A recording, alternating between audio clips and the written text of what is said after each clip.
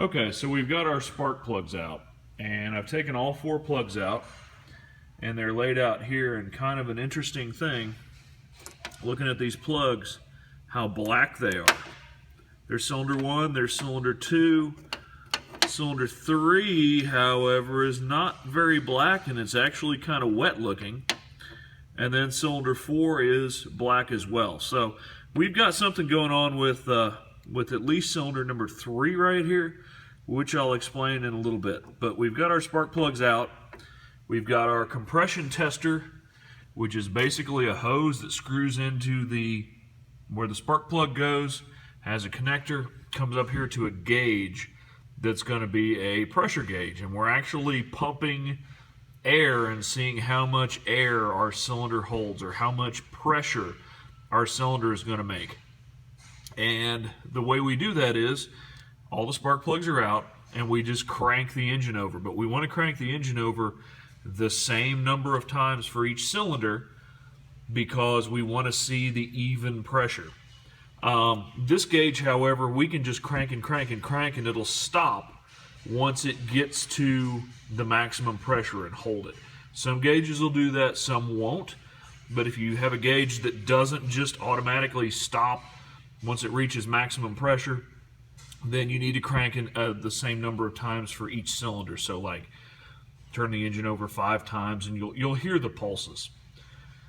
Okay, so to turn this over, you can do a couple of things. If you just have you and you have no way of reaching down and connecting a wire to the starter, which I'll mention in a second, if it's just you doing this and turning the ignition over, turning the key over, a couple things you have to worry about. First off, you're trying to start the car. What that means is your engine's going to be putting fuel in the engine, and your spark plugs are going to be trying to fire. So what does that mean? Well, we've got spark and we've got gas. We could have a fire. So what you need to do is, if you've got spark plug wires, such as these, what you can do is you can put a spark plug in and ground it somewhere.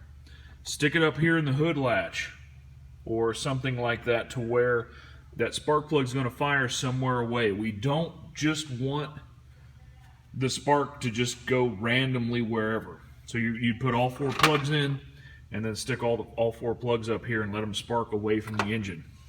The other option is disconnect your ignition coil. Your ignition coil on this engine is back here. Unplug it. That way you're not going to be able to make spark because the coil's unplugged.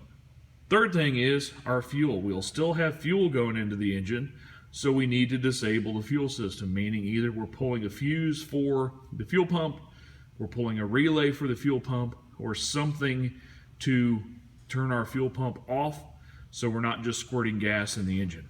But this car, we can get to the starter very, very easily. And what that means is I don't even have to turn the ignition on. So I have no spark and I have no fuel because my ignition's not on. The car doesn't know it's cranking over. And what I've done is I've taken this red wire right here, and all I've done is down here is my starter. There's a terminal down here on your starter that normally is connected to the car.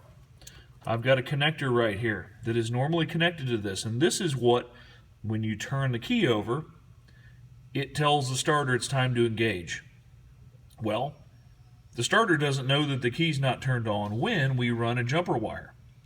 We've got a wire coming up here, and I'm simply going to touch it to my positive battery terminal, and what happens? Car starts to crank. I'm not turning the ignition on. I'm not turning the key on. The car does not know it's even cranking. So no fuel and no spark.